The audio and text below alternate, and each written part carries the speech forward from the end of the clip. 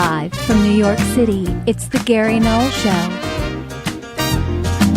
This will be an everlasting love. This will be the one I've waited for. This will be the first time anyone has loved me. And now, your host, so Gary Null. He found me in time, and I'm so glad that he rectified my mind. Hi everyone, I'm Gary Null. Today, well, an original, in-depth investigative report, number 18, if you're counting Wikipedia supporting the dark side of medicine, ? This is a report fully documented, fully footnoted, fully legally vetted by Helen Boniski and myself. Also today, we will have a guest in the second part of our program, Professor Dan Kovalik. He is going to talk about American interventionism, how the United States interferes in the outcome of elections and promotes regime change around the world, and where is the American media, except acting more like lapdogs to support the overthrow of the Maduro regime in Venezuela. But he was elected. Yeah, he was. And we don't like him. So the media doesn't like him. The media is not supposed to be there to choose who we like and don't like. They're supposed to report honestly, fairly, and accurately. Well, forget that. That's not happening. He is a human rights and labor justice attorney, peace activist, and a professor of international human rights at the University of Pittsburgh School of Law. His focus is Latin America.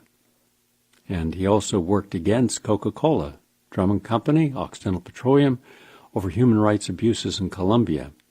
So he's an interesting person, and we'll talk with him at length. And I'm not going to have a chance to go to a lot of the other commentaries I wanted to, because this is going to take a little bit of time. Normally I would start our program with the latest on health and healing, and I just want to give you some of the latest studies. This is from King's College London, published in the Journal of Gerontology, and it found that eating 200 grams, that's about 6 ounces, not much, a cup, of blueberries every day for a month can lead to an improvement in blood vessel function and a decrease in systolic blood pressure in healthy people. So, the blue in blueberries can help lower blood pressure.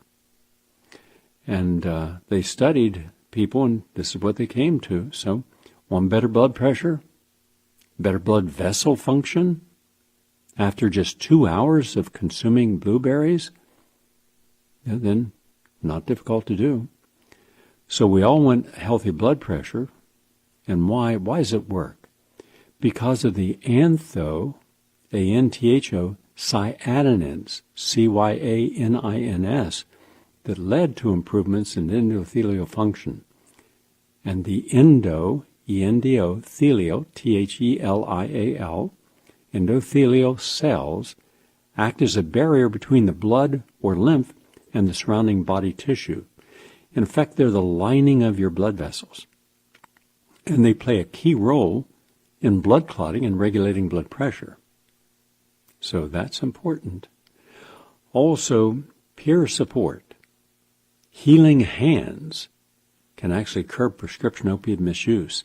This is from the University of California, San Francisco, published in the peer-reviewed Journal of General Internal Medicine. They took a look at what happens when you're around supportive people and when you're getting supportive therapy, including acupuncture, mindfulness, massage, gentle exercises, can help prevent patients on prescription opiates from spiraling down to drug misuse and overdose and death.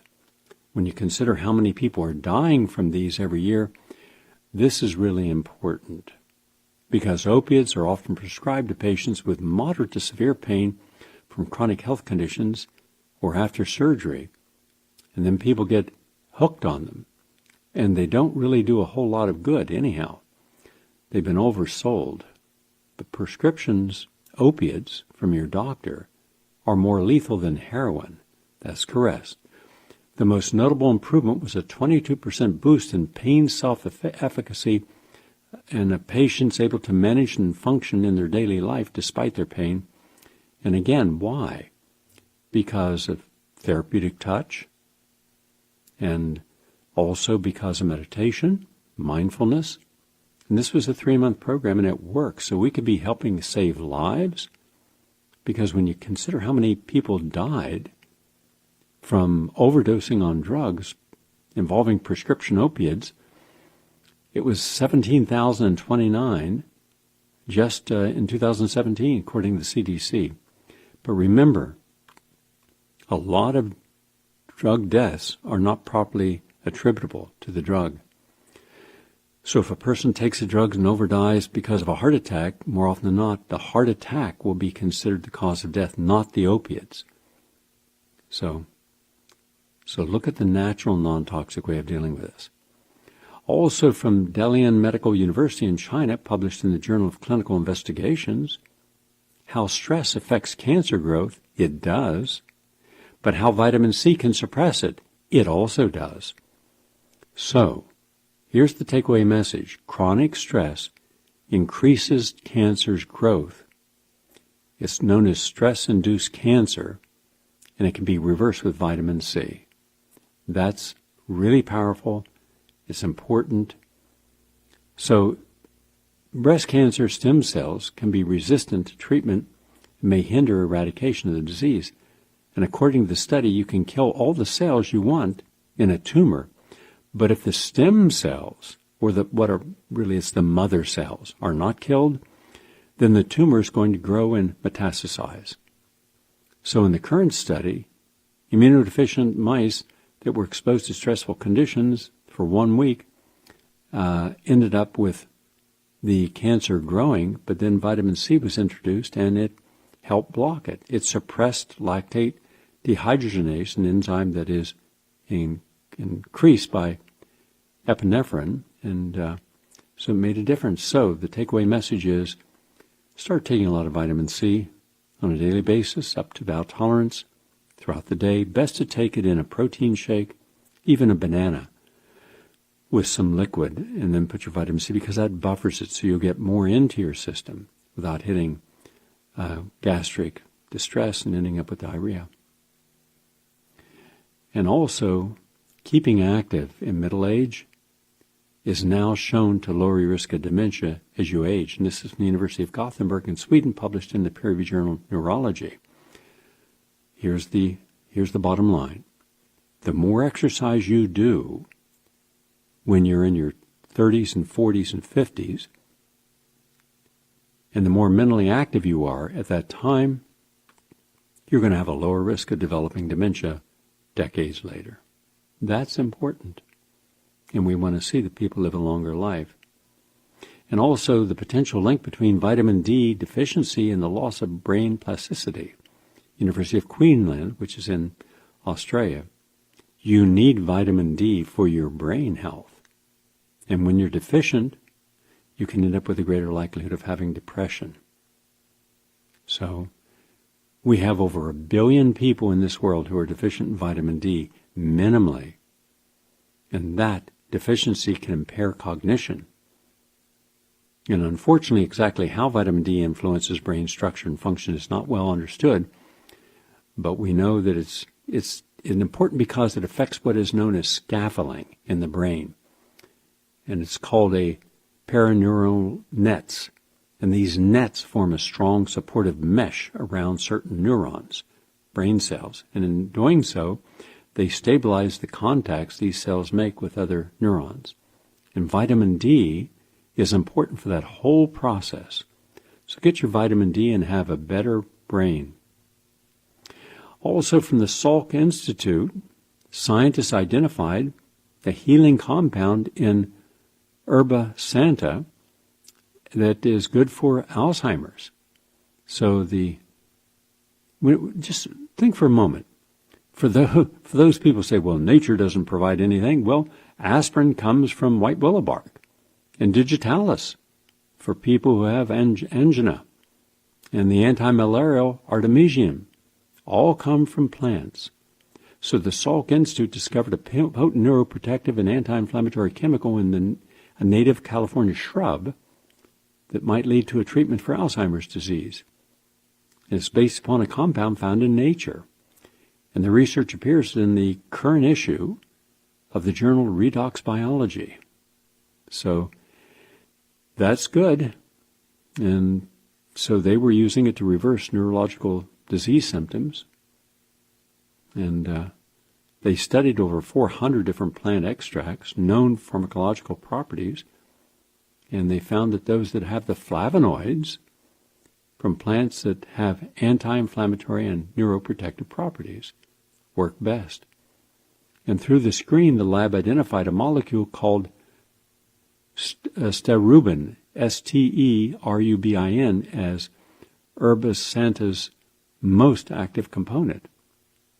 And the researchers tested sterubin and other plant extracts for their impact on energy depletion in nerve cells and other age-associated neurotoxicity and survival pathways directly related to reduced energy and metabolism and accumulation of what are called misfolded or aggregated proteins in inflamed areas of the brain in Alzheimer's.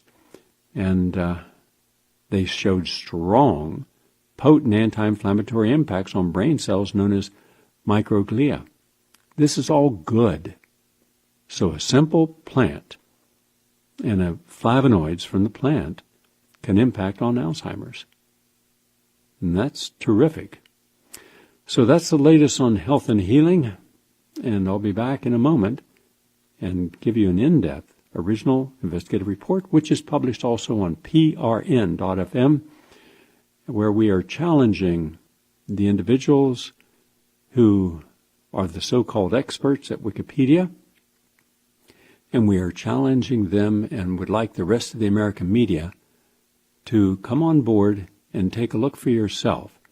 Is this really an objective, fair, open encyclopedia?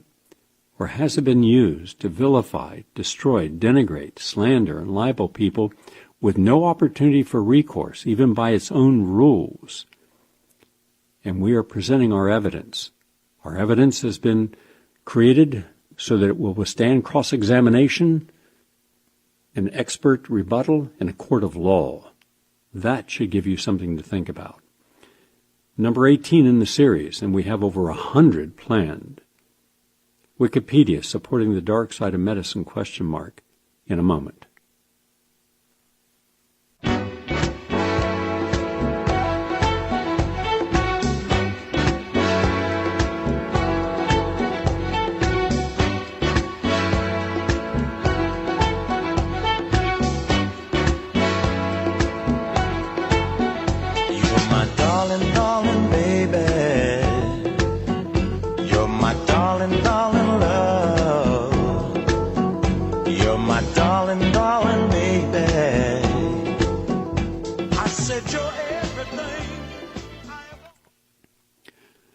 Despite what doctors may tell their patients, medicine is not infallible.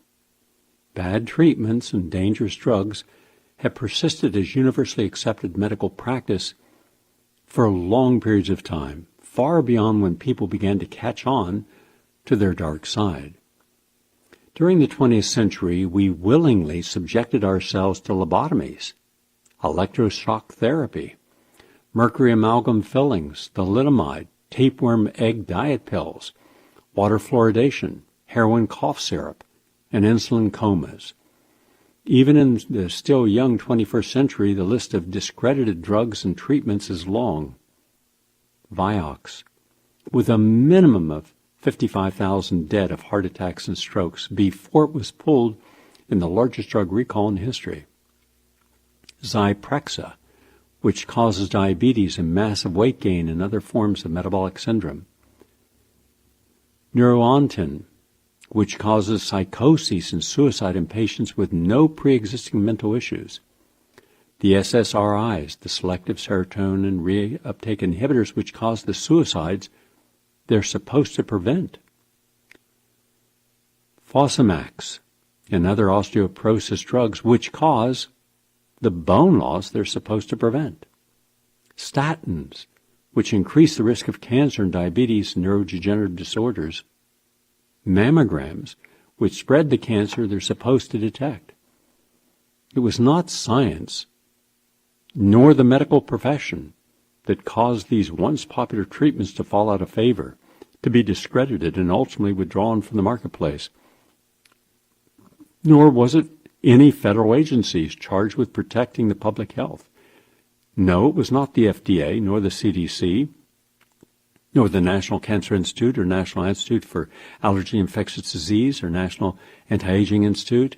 No. More often than not, it was whistleblowers, investigative journalists, citizen activists, and the victims who had been damaged by these treatments who had no advocates in the medical industrial complex or the government or the media. The vast majority of these treatments, all of which were considered beyond reproach at one time, should never have seen the light of day. Nothing has changed since the last crop of dangerous drugs was approved. If anything, there are even fewer patient protections in place, with pharmaceutical companies proffering to wait until a drug is already on the market to monitor post-marketing patients for adverse effects, instead of corporate integrity providing a very high standard of accountability that the drugs they are producing are safe and effective against actual placebos. We have the halls of government overflowing with a colonized legion of lobbyists, scientists, physicians for hire, all there at the behest of big corporate interests protecting the proprietary profit stream. We see attractive young people with great personalities, good looks, and impeccable grooming hired by the thousands by Big Pharma to get their drugs into doctors' offices. All the more reason, then, to question the medical status quo. Big Pharma and its unsavory control over our entire government regulatory apparatus have packed the immunization schedules with more vaccines than ever, despite terrible evidence to support their safety and efficacy. The average child is on multiple medications, and so are their parents. We're the most over-medicated nation in the world. Even the New England Journal of Medicine's former editor, Marcia Angel, has said in no uncertain terms that these drugs are not being promoted based upon real science and efficacy, but rather on profit and market share. We have more people who are sick and dying of preventable diseases than ever before in American history. And it's a $3.4 trillion a year business. The most profitable single industry on the planet is America's medicine. And while we acknowledge the exemplary quality of emergency medicine, yes, it works, it saves lives, we're also equally concerned about the dismal failure of chronic care in treating common conditions like diabetes and arthritis and cancer and heart disease. Once again, we ask, who's looking after the well-being and safety of the people? It is not the members of the medical industrial complex. It is not your physicians or nurses. It is not the hospitals. It is not the media who are funded by pharmaceutical advertising. It is not our federal agencies, which are fully captured by these companies. It is not the think tanks or other foundations and Astro Group funded groups with enormous profit from the industry. Even the consumer advocates and whistleblowers of the late 20th century, Ralph Naders and the Jeffrey Wiggins, have largely fallen silent, grown old, or died, or have been deemed persona non grata by the media, and especially the liberal media, with the next generation having failed to follow through on what they had created. Some people believe the responsibility for looking out for the little guy falls with Jimmy Wales and the self-selected group of experts who guard Wikipedia's medical entries, deciding which are safe and effective medical treatments and procedures, which should be approached with caution and which should be rejected altogether. But then we begin to look into the background of Wales and his small band of skeptics, the gatekeepers of all information involving health and medicine, alternative healing, and modalities on Wikipedia. Our years-long investigation has shown clearly and unequivocally that the Library of Medicine the government's official site for high-quality peer-reviewed articles, and the National Academy of Sciences. Virtually all major academic institutions that do research, such as Harvard and Yale and Princeton and Colombia and Brown, and tens of thousands of scientists and physicians doing original, high-quality research in publishing in peer-reviewed clinical study journals, all of these have shown compelling, positive, and encouraging results for natural treatments. Nutrients as fundamental as vitamin C and vitamin E, magnesium and potassium and resveratrol and curcumin. Acupuncture, herbs, such as those used in traditional Chinese medicine, Ayurveda, and chiropractic. Challenging this robust group of dedicated scientists and physicians and researchers is Jimmy Wells, who ridicules all complementary and alternative medicine and research under these fields as, quote, the work of lunatic charlatans. I repeat, to all of the different institutions, to all the qualified scientists, researchers, to all of the peer-reviewed journals, to the National Academy of Sciences, quote, the work of lunatic charlatans, deeming it unworthy of accurate or balanced inclusion in Wikipedia. The skeptics that zealously guard the gates of Wikipedia's medical entries faithfully parrot the words of their spiritual leader, denigrating all practitioners of complementary medicine and alternative medicine as quacks. Are we to assign the same credibility to Susan Gerbic, a retired portrait photographer who leads the guerrilla skepticism on Wikipedia's initiative, teaching skeptics how to strengthen their already formidable foothold in the encyclopedia, as we do to the hundreds of thousands of articles written by researchers from prestigious institutions that argue there are effective, proven ways to heal people using complementary medicine? Few among the skeptics' number have experienced the medical field at all. Their current white-coated superstar, Dr. David Gorski, appears to brim with barely suppressed disdain for alternative medicine despite lacking clinical experience or board certification outside of his limited field of surgical oncology. Where has he published the clinical studies he has conducted proving these treatments are ineffective? Surely he would not be so scientifically irresponsible as to condemn a healing modality without testing it. It is time for the world to re-examine the lack of objectivity, honesty, and fairness shown by those correcting and operating outside the rigid bounds of orthodox medicine who have made major progress and discoveries in healing patients. The pioneers expanding the horizons of medical treatment should be the ones trusted with our communal medical knowledge, not Wells, Gorski, or the other skeptics.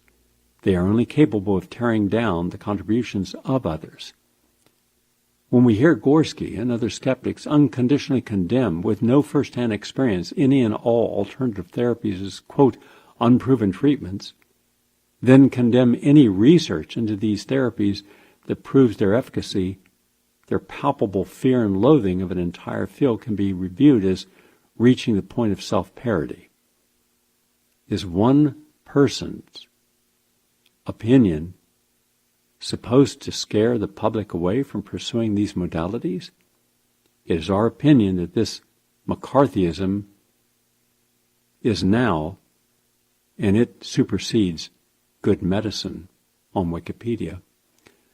Gorski recently attempted to prove that certain concerns over the death caused by orthodox treatments is excessive, and that modern medicine's downsides are not nearly as great as we've been led to believe. We take this matter very seriously and recently revisited our multi-year investigation into the problem. Iatrogenesis kills a truly staggering number of Americans each year, 987,507 according to our most recent calculations, which use statistics from the CDC and other government agencies along with top-ranked medical journals like the Journal of the American Medical Association and the British Medical Journal, among others. That's significantly more than the number of people who died of heart disease, which killed 635,260 in 2016, or cancer, which ended 598,038 lives that same year. Now, while these diseases are also public health issues and crisis, indeed, the nation is unhealthier than it has ever been, with record rates of obesity and general metabolic ill health. Iatrogenesis has largely escaped public notice. There is no patentable drug to treat medically induced death, and without a profit motive, there is no incentive to find a cure. And while we've only have been too happy to commend and recommend any procedure proven to save lives and improve quality of life without dangerous side effects, and while there are plenty of such treatments available to patients, there are far too many that aren't, and there's still no industry-wide effort being made to fix the dark side of medicine. Maverick voices within the medical community have been demanding reform for years to address the phenomena of iatrogenic, meaning death by medicine, but to no avail. Dr. Martin Macari wrote to the head of the Center for Disease Control in 2016 and pled for a death certificate code for medical error, pointing out that the absence of such a code makes accurate measurements of iatrogenesis extremely difficult, as well as placing a roadblock in the way of funding solutions to the problem. The issue has been debated within the medical community ever since the Institute of Medicine's landmark study, quote, "To Err is Human," published in 1999, found 98,000 deaths every year were attributable to iatrogenesis. Subsequently, Dr. Macari, in 2016, and patient safety advocate Dr. John T. James estimated that 251,454 to 440,000 deaths, respectively, among hospital patients alone, meaning just dying in hospitals. We are not including people who took a medication, had a medical procedure, went home, and because of that, died at home. There's no measurement for that at all. And then they had other numbers. Our own 2009 work, Death by Medicine, estimated 797,926 inpatient and outpatient deaths annually. And when we revisited those numbers just in the last few months, we were shocked to find they had risen even higher to approximately 987,570 Americans dying each year. Preventable deaths. You're talking about nearly 1 million preventable deaths per year. The need for medical reform has never been more obvious, and we've written extensively about how this can be accomplished. Dr. Gorski, however, categorically dismisses the idea that iatrogenesis is the third leading cause of death, as Dr. Macari and Dr. James allege. Never mind the first. Gorski scorns these respected doctors without addressing their arguments and fails to bring sufficient evidence to bear to back up his own argument, which relies heavily upon his own medical authority.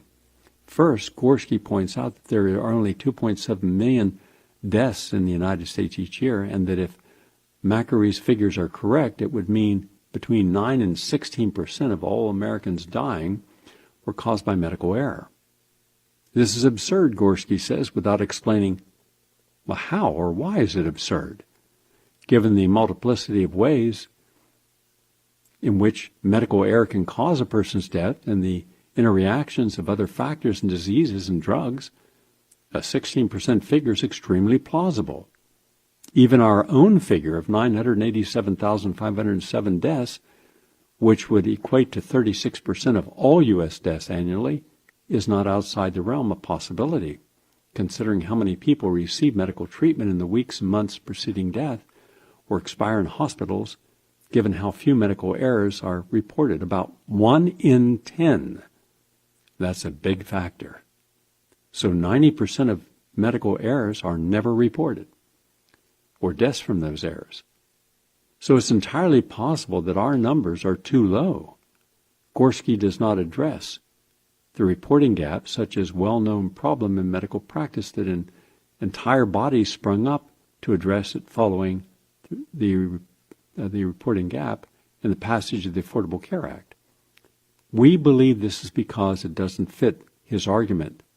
Instead, he maligns the global trigger tool which Makery used to calculate his error rate, claiming it is, quote, arguably way too sensitive, end quote, without explaining exactly why he feels this way. The use of the weasel word arguably is telling, suggesting he may lack the facts to back up his argument, and such, quote, weasel words abound in his deconstruction of Makery's 2016 paper. Makery, Gorski writes, quote, conflated unavoidable complications with medical errors, end quote, even though unavoidable is in the eye of the beholder, given that many safety practices now considered routine were unheard of when the Institute of Medicine study was first brought about patient safety in the mainstream media in 1999. Medication reconciliation, for example, in which a doctor examines a patient's chart to determine whether a drug the patient is taking will react poorly with the drug he is about to prescribe, was hardly discussed in 1999. Gorski does not specify which sort of unavoidable complications, end quote, he means. It's difficult to address the argument beyond that, which is likely his point. Unavoidable complications are unavoidable. A tautology immune to logic and reasoning. More weasel words follow. Markey, quote, Makery didn't consider very well whether the deaths were potentially preventable, end quote. This hardly bears addressing what is, quote, very well. How well would satisfy Gorski. The studies also, quote, extrapolated from smaller numbers, end quote, most likely because with no corresponding CDC code, there is no easy way to measure medical error on a nationwide scale, which is part of what Makery points out, and, quote, used administrative databases which are primarily designed for insurance billing and thus not very good for other prospects, end quote. Once again, he fails to explain his statement, perhaps assuming that a key reader will take his word for it. Quote, not very good, end quote, is another weasel word, comparable to what? Betraying a weakness in his argument? That is only half of our article. I'll go just to the conclusions, which I think are important, and that is, faced with the conservative, well-documented, and meticulously researched statistics put forward by Drs. Martin Feldman and myself and Dr. John T. James, Gorski clings to the one contradictory study he can find, in our opinion, stubbornly misinterpreting and exaggerating its results to support his view that iatrogenesis is a minor issue undeserving of further attention. He claims that, quote, grossly exaggerating the scope of the problem does no one, quote, other than quacks, end quote, any favors. But fails to explain how a quack would benefit from the medical community taking steps to address the high rate of error that currently slips by without being reported. Indeed, and this is important, properly addressing the iatrogenesis issues would benefit orthodox medicine and patients, most of all, as it would go a long way towards restoring America's trust in the medical profession. A 2009 study found 1 in 3 patients had experienced a medical error in the last 2 years alone. As a medical professional, Gorski should be concerned above all with the health of his patients, with healing them by any means necessary, even those considered, quote, implausible, according to his medical school textbooks. In our opinion, he gives the impression he is primarily concerned with his reputation and that his profession, so much so that he'd rather tear down alternative healing methods proven to help patients than admit they may be effective. Gorski's willingness to devote an entire blog post to minimize the extent of iatrogenic harms, defending the failures of his fellow doctors, instead of acknowledging that American medicine is in need of serious reform. That speaks volumes. And just as a postscript, what if you or your family member had been injured by an improperly performed medical procedure? What if you or a family member had died because of the medical treatment, receiving excessive radiation? One of my very close friends, Jerry Krupman, received cancer surgery, which was successful, removing all the cancer, but then they gave him round after round of radiation, quote, to prevent future cancer, they said, and that radiation was so abundant in his body that he had no appetite, he lost his strength, he ended up dying of acute malnutrition. What does it say when we have nearly 1 million people dying at the hands of medicine each year? It is not to challenge their intent. I believe all are well-intentioned. They want to help their patients, but what if the tools they're using are not the tools they should be using? What if the medications are not the right medications? What if there's no emphasis upon prevention? What if their diet and lifestyle and exercise and meditation and prayer and other known and proven complementary approaches to health to keep a person well or help them if they're sick? What if none of that is discussed with the patient? Because it's considered unscientific, but the scientific literature is replete with hundreds of thousands of studies supporting alternative approaches, from vitamins and minerals to meditation and exercise to de-stressing and cleaning up your environment to a healthy plant-based diet. These are not anecdotals. These are not without scientific support. The entire body of scientific medicine is replete with the best institutions publishing outstanding studies, appearing in the National Academy of Library and before the National Academy of Sciences and all the major journals. So on the one hand, we have this almost unbelievable cognitive disconnect. American science, and the rest of the world as well, but I'm only referring to American science, has proven beyond a shadow of a doubt that these modalities deserve respect. You can do additional testing if you want, but they work. At what point in testing vitamin C, after you have 40,000 tests, do you say we have enough? At what point is it no longer about testing to see how much vitamin C a person needs? There are 1,000 studies on that, but because it's your livelihood, because you have reoccurring grants, and because you can stay in your position receiving money to your institution, whether it's a university or college or a private research laboratory, because you manage to position yourself at the feeding trough of public funding. So the science is no longer necessary. It's there. Every major university, every major journal has thousands of these reports and studies. And on the other side, we have a group of people, many of whom have no background in science, no medical degrees, no board certifications, and have never written anything concerning the human body, have never counseled anyone, are not certified to counsel anyone, and yet they who could be hanging pictures or taking photographs or working on a car engine, suddenly they become the world's greatest experts, more so than all of these institutions, all the cumulative experience of all the hundreds of millions of patients who benefited.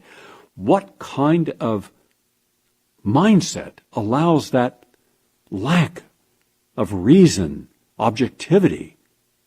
And yet that is what Jimmy Wales, and that is what the skeptics at Wikipedia have done. Now, take a look at all the people, some of the finest minds on the planet, like Rupert Sheldrake. Think of the people who've been victimized, vilified, and destroyed to the degree that the public no longer wants anything to do with them, won't even look into the area. And this passes for objectivity? Not in my world it doesn't. And so we'll continue. We posted this full article, and we're sending a copy of this article to every member of Jimmy Wales and Wikipedia's legal team. That should get their attention. And also to the people involved, all the skeptics. That will definitely get their attention because we have articles coming up on each and every one of their skeptics. And by the way, just for those of you who have been slandered and libeled, your whole profession, your whole career, all the other people in your field, like all alternative doctors, Well, very shortly, you may find out the actual identities of those people doing all this editing and attacking using anonymous names. Well, that's in the past. More to come. Back in a moment with my guests. Please stay with us.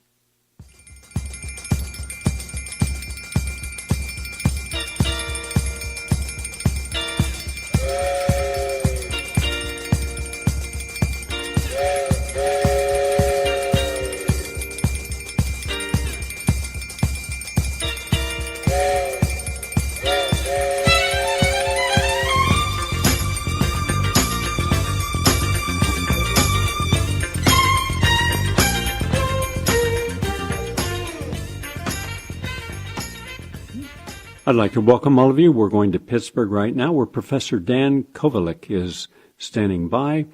I gave you his bio earlier in the program. He is a human rights and labor justice attorney. He's a peace activist, and he's an adjunct professor of international human rights at the University of Pittsburgh School of Law, and he specializes in Latin American problems. I gave you some of his lawsuits.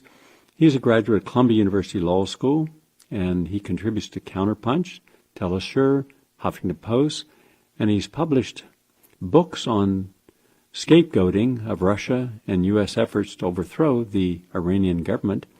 His most recent book is The Plot to Control the World, How the U.S. Spent Billions to Change the Outcome of Elections Around the World. Nice to have you with us today. Thank you very much. Earlier in America's history, it was federal intelligence agencies, notably the CIA, that most interfered in other nations' domestic policies and elections. The late William Blum, who I interviewed on this program several times, who has been one of the leading voices, said that there have been 81 different regime changes the United States has conducted during the past 70-odd years. Now it is the State Department, I'm sure in consort with the CIA, that plays a leading role in foreign policy interference. And during the Obama administration, it was largely Hillary Clinton orchestrating regime changes in Honduras, Ukraine, and Libya. And then there is also the National Endowment for Democracy that has funded people such as Ronald Reagan.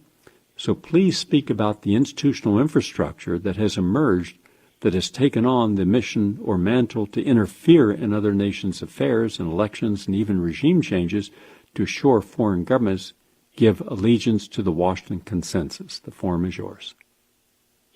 Yes, thank you very much, Gary. So first of all, I think the main arm of regime change since the 80s, founded by Ronald Reagan, is the National Endowment for Democracy, which spends millions of dollars to support various opposition groups throughout the world with the explicit aim of regime change. To give just one example, there was this, insurrection over the summer in Nicaragua, which became very violent, and that began in mid-April of last year.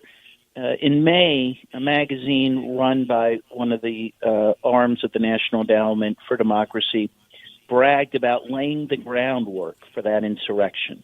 The NED had given about $4 million over a 4-year period to various opposition groups in Nicaragua, aimed at overthrowing the government of Daniel Ortega. And then they admitted that this helped lay the groundwork for the violence that took place over the summer. But they do this time and again. The NED was very instrumental in the coup against Hugo Chavez in 2002. People may not even remember that. But, Hugo Chavez was kidnapped. He was the duly elected president of Venezuela. He was kidnapped by a rogue sector of the military, taken away to an island, and he was finally brought back because the poor of Venezuela came to the White House there, it's called Miraflores there, and demanded his return. And again, the NED was very instrumental in setting up that coup d'etat, and we see this time and again. You mentioned Honduras. In Honduras, certainly the NED had a role there, but in Honduras, the bigger role, as you mentioned, was Hillary Clinton, who in her book Hard Choices at least in the hardcover version, the initial version, admitted that she helped solidify the coup in Honduras. Now, she took out that admission in the paperback version because people, not surprisingly, reacted very negatively to that admission. But in addition to Hillary, the Army, the School of the Americas, the U.S. Army School of the Americas was very critical in that coup, which took place in 2009. And what happened is two generals who were trained at the Army School of the Americas, one of them at least had two different trainings there. They kidnapped the president, Manuel Zelaya, in the middle of the night, took him out of his house, still in his pajamas, and they flew him out of the country. And again, the U.S., particularly Hillary Clinton, worked to make sure that elections then were held without Zelaya returning. And it's very interesting, by the way, that I note the date. It took this a while to dawn on me, but it was 2009. This was not long after Daniel Ortega was reelected president of Nicaragua after about an 18-year, 17-year hiatus. And I think these two things are linked. I think that the U.S., has a plan for Latin America. They want to roll back the so-called pink tide, the progressive tide that Hugo Chavez helped usher in 1999. And so country after country they've interfered in to try to roll that back. And, of course, now we are at real crossroads with Venezuela, where military intervention by the U.S. is a very real possibility. I'd like to touch a little more on Honduras because Obama and Clinton's overthrow of the democratically elected government received little attention, and most of the migrants in the caravans are from Honduras, who have been completely uprooted since the U.S. staged coup. It was among the three most violent nations in the world, and Obama and Clinton do not receive the blame they deserve for devastating Honduras, nor is there any strong outcries from other nations. And now U.S. meddling in Nicaragua and Venezuela can likely lead to similar horrible conditions of runaway human rights abuse and violence in these countries. So please lay out the story behind the Obama administration's ousting. You mentioned Zelaya, but what threats did Zelaya pose to the United States that you didn't mention? Yes, well, it's a very good question. So Manuel Zelaya, first of all, was an interesting fellow. He came out of the business community in Honduras. He himself was a businessman, and he was elected on a fairly conservative platform. But as time went on in his presidency, he became very aware of the problems of poverty in his country and inequality. And he began fairly modest but progressive changes that included a 60% rise in the minimum wage. And he began social reforms in that country to try to do something to alleviate poverty. The other thing that he made it clear is he was thinking about kicking out the U.S. military base there. And the U.S. has a giant military base. In fact, Honduras has been called a stationary aircraft carrier of the United States because of this base. So because of his threats to shut down the base, because of the rise in minimum wage that he led, which affected U.S. companies like Chiquita Banana. Of course, Honduras was one of the original so-called banana republics because of Chiquita, formerly United Fruit. This very much worried the United States. And as I said,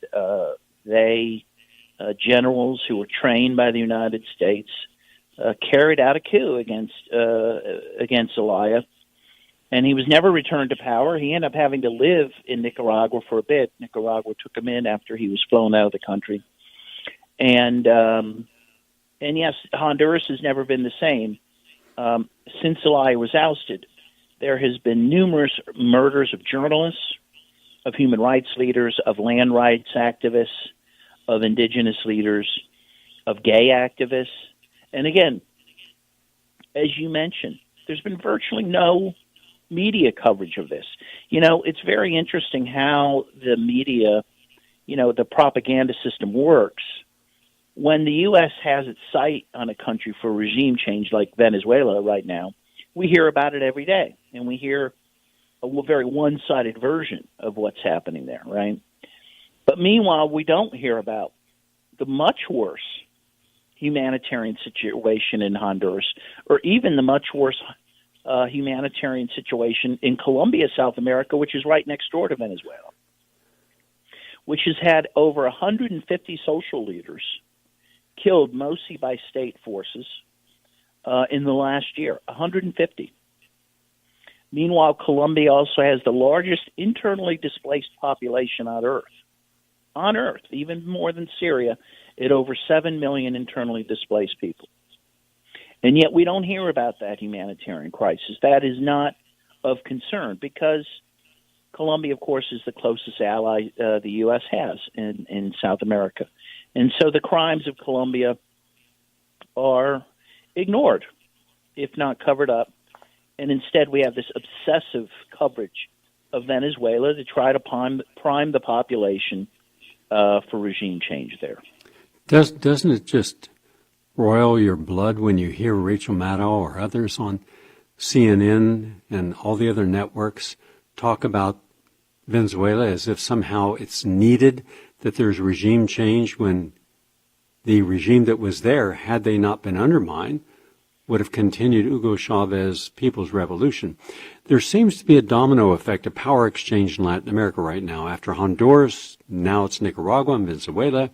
There's also renewed stirrings in Haiti and Dominican Republic, and other countries are tipping to right-wing conservative regimes. You mentioned Colombia, but also Brazil and Argentina have been puppets in the United States spheres for decades now.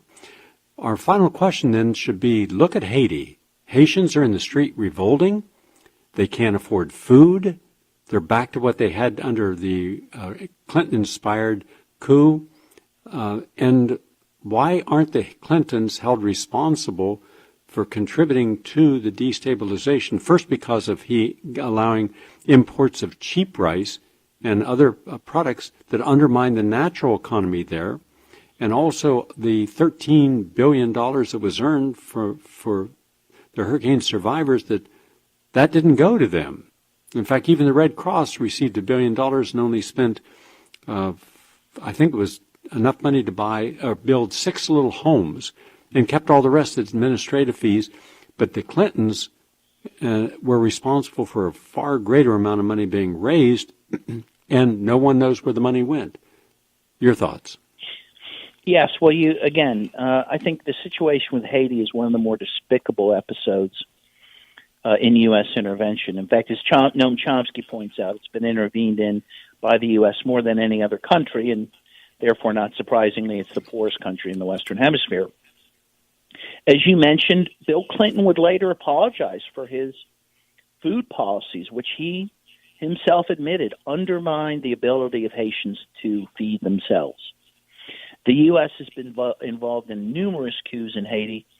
Most recently, the most brazen one was in 2004 when the U.S., Canada, and France forced the president, the democratically elected president, Father Jean-Bertrand Aristide, to board a plane, and he was taken out of the country to Central Africa in a very overt form of coup d'etat. And since that time, you've had a series of very pro-U.S. Leaders there who have ignored the plight of the poor. Now the poor are rising up in Haiti, as you say, and they're getting clobbered by the military of Haiti and by the police. And yet again, you hear barely a whisper of this in the press. I just think it's disturbing that we allow people to commit crimes against humanity, like in Libya, the most stable, most prosperous, best educated, best healthcare system, no debt.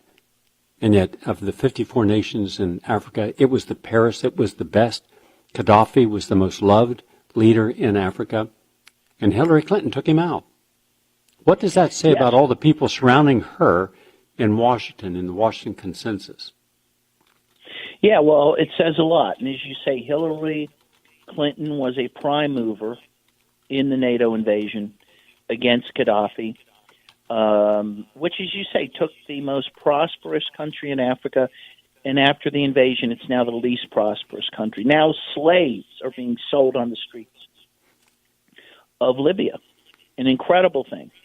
And it was Hillary Clinton's lies, and they were lies, about Gaddafi and about Libya, which helped pave the way for that regime change. And it says a lot. I mean, what it says is there is a bipartisan agreement on the right of the U.S. to intervene in countries at will, to take out popular governments and replace them with governments that will do the bidding of the United States. And the Clintons have been as bad on those issues as any Republican.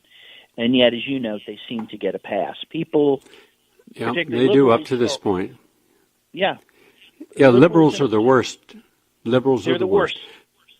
Yep, you are right. No values.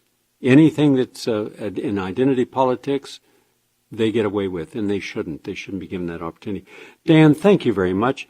I want to have you back for a full hour in the Progressive Commentary Hour to talk in greater depth about this. And if you'd like to come back about American interventionism in the broader perspective, not just in Latin and Central America, but also around Europe and the Middle East, let Richard Gale know, and we'll have you back on, all right?